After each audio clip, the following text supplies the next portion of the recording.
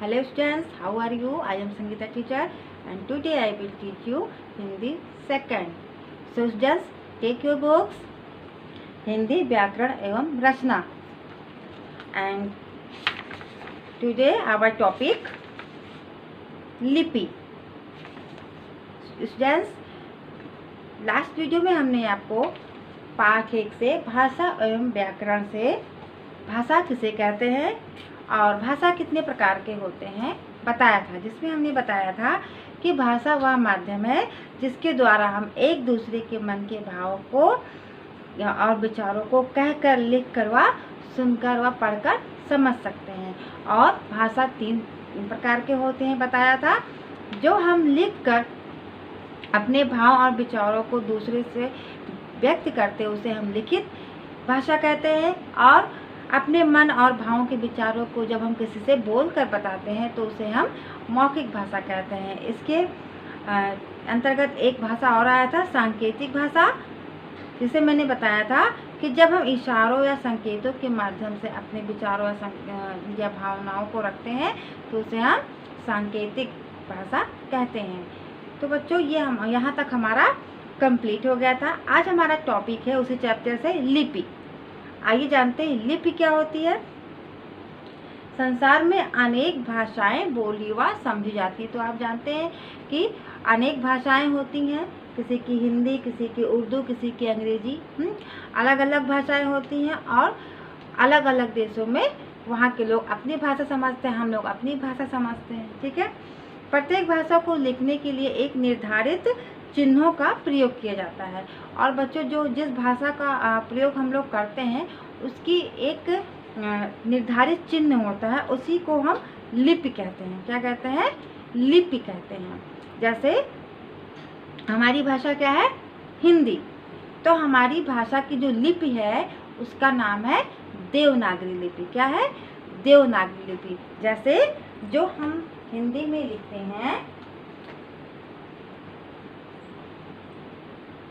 राम बाजार जाता है. ठीक है. राम बाजार जाता है. ठीक है. तो ये हमने किस भाषा में लिखा? हिंदी भाषा में लिखा. जिसे आप इसे पढ़ भी सकते हैं और समझ भी सकते हैं. और इसकी लिपि क्या है? ये है देवनागरी लिपि. कौन सी लिपि है? देवनागरी. ठीक है. देवनागरी लिपि, इसे कहते हैं देवनागरी लिपि, जो कि आपके बुक में दिया हुआ है. ऐसे ही बच्चों, अंग्रेजी में जो भाषा होती है, अंग्रेजी की जो भाषा होती है उसकी भी लिपि होती है. और आप लोग अंग्रेजी भाषा को भी समझते हैं. जैसे राम गोज टू मार्केट. जैसे हमने कहा राम बाजार जाता है, वो हमारी हिंदी भाषा का प्रयोग किया. फिर हमने जब अंग्रेजी भाषा का प्रयोग किया तो हमने लिखा Ram goes to market. Ram goes to market. So students, ये कौन सी लिपि में लिखी गई? ये अंग्रेजी भाषा में लिखी गई और इसकी लिपि को कहते हैं रोमन. क्या कहते हैं? रोमन. ये रोमन लिपि में लिखी गई है. इसी प्रकार संस्कृत भी भाषा होती है, जो आप लोग ये भी जानते हैं, पढ़ते हैं. और जैसे रामा आपणम गच्छति. ठीक है. आपके बुक में दिया है. और उसकी लिपि होती है देवनागरी. इसकी भी लिपि देवनागरी. जैसे हिंदी होती है ऐसे इसकी लिपि भी देवनागरी होती है. ऐसे ही पंजाबी में हम कुछ भी लिखते हैं तो उसकी लिपि होती है गुरुमुखी. क्या कौन सी लिपि होती है पंजाबी भाषा की लिपि? गुरुमुखी. और उर्दू भाषा की लिपि क्या है? फारसी. क्या है? फारसी. बच्चों, अब हम फारसी भाषा का प्रयोग नहीं लिख सकते. आपके बुक में दिया है, आप समझ लीजिएगा कि उर्दू की लिपि है फारसी. ठीक है. और पंजाबी की गुरुमुखी लिपि है. ठीक है बच्चों, इतना आपको समझ में आया कि लिपि किसे कहते हैं. अब हम चलते हैं राष्ट्रीय भाषा. हमारा नया टॉपिक फिर आया, राष्ट्रीय भाषा. अब जानते हैं कि राष्ट्रीय भाषा क्या होती है.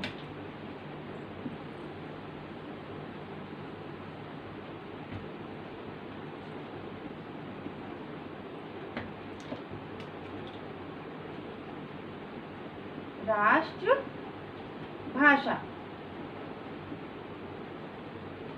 ठीक बच्चों, जिस भाषा का प्रयोग किसी राष्ट्र में अधिक से अधिक लोगों द्वारा किया जाता है और वह भाषा उस राष्ट्र की राष्ट्रभाषा कहलाती है। जैसे हम कहीं भी जहाँ पे रहते हैं वहाँ से अधिक जिस भाषा का हम प्रयोग करते हैं, जैसे हमारे भारत देश में अधिक से अधिक क्या बोली जाती है, हिंदी का प्रयोग किया जाता है ना।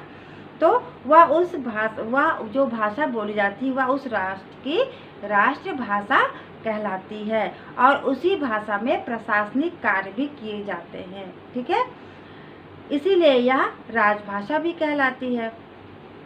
समझ में आया बच्चों? जैसे सरकार द्वारा जो भी निर्देशित कार्य किए जाते हैं, जो भी उनकी भाषा होती है, सरकारी जो भी काम होता है वो भी जो है इसी भाषा में किया जाता है और इस राष्ट्रभाषा को हम राजभाषा भी कहते हैं।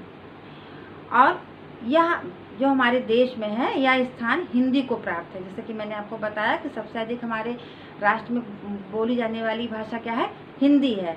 तो यह हमारे देश में हिंदी को ही स्थान प्राप्त है। और राजभाषा को हिंदी के रूप में कब जो है अपनाया गया था, 14 सितंबर 1949 को। ठीक है, कब अपनाया गया था, 14 सितंबर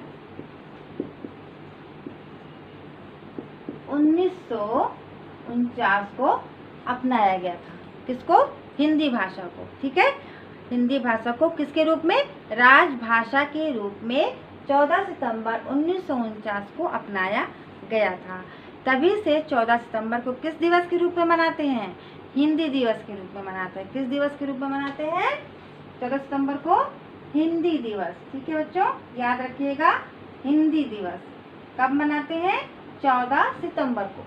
ठीक है, अब आते हैं हमारा नया टॉपिक, प्रादेशिक भाषा। ये हो गई हमारी राष्ट्रभाषा, राजभाषा और अब हम पढ़ते हैं प्रादेशिक भाषा। जानते हैं कि प्रादेशिक भाषा किसे कहते हैं, प्रादेशिक भाषा। प्रादेशिक भाषा किसे कहते हैं बच्चों? आपको पता है भारत जो है एक बहुत बड़ा विशाल देश है। क्या है? बहुत विशाल देश है, जिसमें विभिन्न क्या है, प्रदेश है ना। इस अलग अलग प्रदेश हैं, जैसे उत्तर प्रदेश, मध्य प्रदेश, हिमाचल प्रदेश, आपने सुना होगा। तो विभिन्न प्रदेश भी हैं और इन प्रदेशों में अलग अलग भाषा बोली व समझी भी जाती है। जैसे हम जहाँ पे हम रहते हैं वहाँ की भाषा अलग है, किसी दूसरे प्रदेश में गए तो वहाँ की भाषा बदल जाती है, यानी कि थोड़ी सी अलग हो जाती है। तो उसी भाषा को हम प्रादेशिक भाषा कहते हैं। ठीक है, क्या कहते हैं, प्रादेशिक भाषा। जहाँ पे जिस प्रदेश में जो भाषा बोली जाती है उसी को हम प्रादेशिक भाषा कहते हैं। जैसे आपका प्रदेश उड़ीसा लीजिए, उड़ीसा में कौन सी भाषा का प्रयोग किया जाता है सबसे अधिक, उड़िया का। कौन सी भाषा का प्रयोग किया जाता है, उड़िया। कश्मीर में काश्मीरी भाषा का प्रयोग किया जाता है, उनकी प्रादेशिक भाषा क्या है, काश्मीरी। पंजाब में पंजाबी और गुजरात में गुजराती। ऐसे ही पश्चिमी बंगाल में बंगाली भाषा का प्रयोग होता है। महाराष्ट्र में मराठी का, केरल में मलयालम का और कर्नाटक में कन्नड़ भाषा का प्रयोग होता है। ठीक है बच्चों, अब हम आते हैं व्याकरण। व्याकरण किसे कहते हैं, दूसरा टॉपिक है। ये हो गई आपकी प्रादेशिक भाषा जो अलग अलग प्रदेश में अलग अलग भाषा में बोली जाती है। अब हम जानते हैं व्याकरण क्या होता है।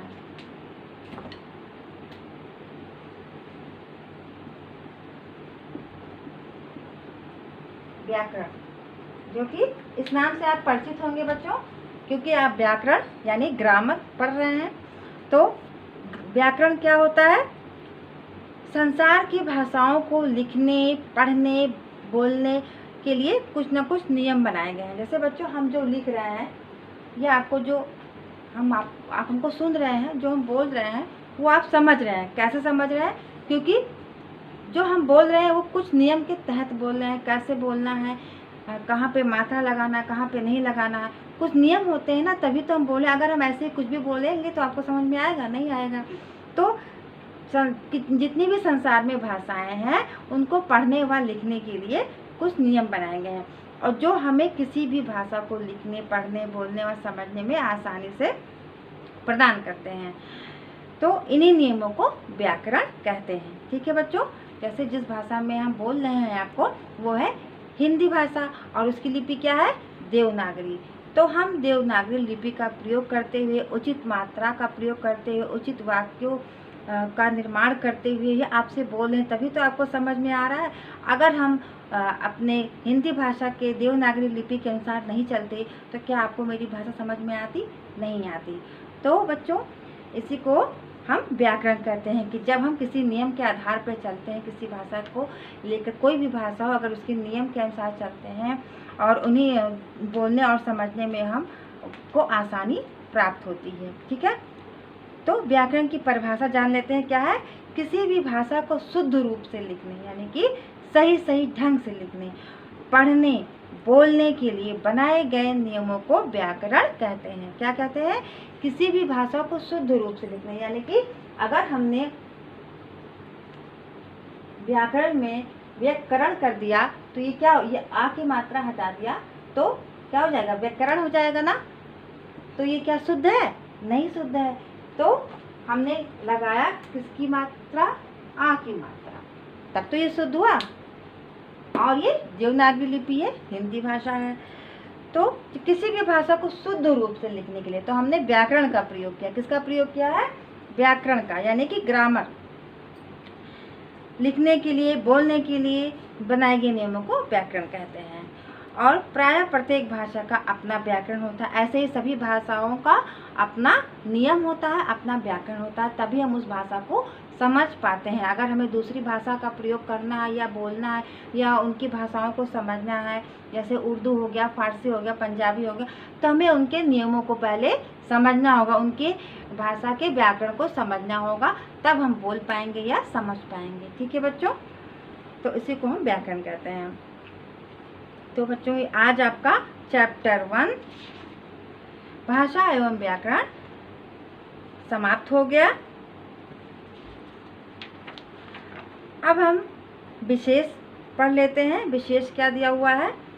लिखित व मौखिक भाषा के अतिरिक्त सांकेतिक भाषा का भी हम दैनिक जीवन में प्रयोग करते हैं, परंतु व्याकरण में इनको स्थान नहीं दिया गया है। जैसा कि हमने बताया था, लिखित होती है मौखिक भाषा, जो सांकेतिक भाषा होती है उसे व्याकरण में स्थान नहीं दिया गया है, क्योंकि वो कहीं ना लिखी जाती है और ना वो बोली जाती है। वो केवल इशारों के माध्यम से जो है समझा और विचारा जाता है।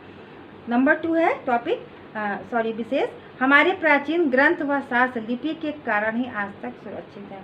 जो हमारे प्राचीन ग्रंथ हैं, जैसे रामायण, भगवद गीता, आपने सुना होगा, सबके घरों में होता है, या कुरान ले लीजिए, बाइबल होता है। ये सब किसके आज सुरक्षित क्यों? क्योंकि उनकी लिपि है। ठीक है, उनकी लिपि है, और उनकी लिपि को हमने भी समझा, व्याकरण को अच्छी तरह से जाना, तभी तो आज हम समझ पा रहे हैं, और तभी वो सुरक्षित है। अगर कोई उसको समझ नहीं पाता, पढ़ता नहीं, तो वो क्या होता? कोई उसको ध्यान नहीं देता, इधर उधर पड़ा रहता। लेकिन हम लोगों ने क्या किया? उसकी लिपि को पढ़ा, समझा, अपनी संस्कृति को समझा और अभी तक सुरक्षित रखा है। व्याकरण हमें भाषा को शुद्ध बोलने और लिखने का ज्ञान कराता है। जैसा कि हमने आपको बताया कि अगर हम व्याकरण का ज्ञान नहीं रहेगा तो हमें कोई भी चीज़ शुद्ध लिखना नहीं आएगा और न ही शुद्ध बोल पाएंगे। यानी कि अगर हमसे कहा जाए कि आप लिखिए मामा, तो हम लिख देंगे माम, तो ये क्या हो जाएगा? गलत हो जाएगा। जब हम आ की मात्रा लगाएंगे तब हमारा जो है मामा वर्ड सही रहेगा। ठीक है, कुछ भी वर्ड है। तो व्याकरण हमें क्या सिखाता है? शुद्ध रूप से लिखना व बोलना भी सिखाता है। फिर है चौथा, व्याकरण द्वारा हम शुद्ध वाक्य बनाना सीखते हैं, और व्याकरण के द्वारा ही हमें कहाँ पे कॉमा लगाना है, कहाँ पे क्वेश्चन मार्क यानी प्रश्नवाचक लगाना है, पूर्ण विराम लगाना, ये हमें कौन सिखाता है? व्याकरण सिखाता है। ठीक है, तो आज हमारा चैप्टर 1 भाषा एवं व्याकरण समाप्त हो गया है बच्चों। उम्मीद सबको समझ में आया होगा। तो अब आप आज का होमवर्क नोट कर लीजिए। टुडेज आवर होमवर्क, पाठ 1, राष्ट्रभाषा एवं व्याकरण की परिभाषा लिखिए। ठीक है, आपको राष्ट्रभाषा एवं व्याकरण की परिभाषा जो आपकी बुक में भी दिया हुआ है, इसको आपको अपने SW के कॉपी में राइट करना है और लर्न भी कर लीजिएगा। ठीक है, तो बच्चों आज के लिए इतना ही। हम नेक्स्ट वीडियो में आपको इसके अभ्यास कराएंगे। ठीक है बच्चों, आपका अभ्यास है पेज नंबर 8 पे, ये हम आपको नेक्स्ट वीडियो में सॉल्व कराएंगे। ठीक है, तो आज के लिए इतना ही, मिलते हैं नेक्स्ट वीडियो में, तब तक के लिए बाय बाय।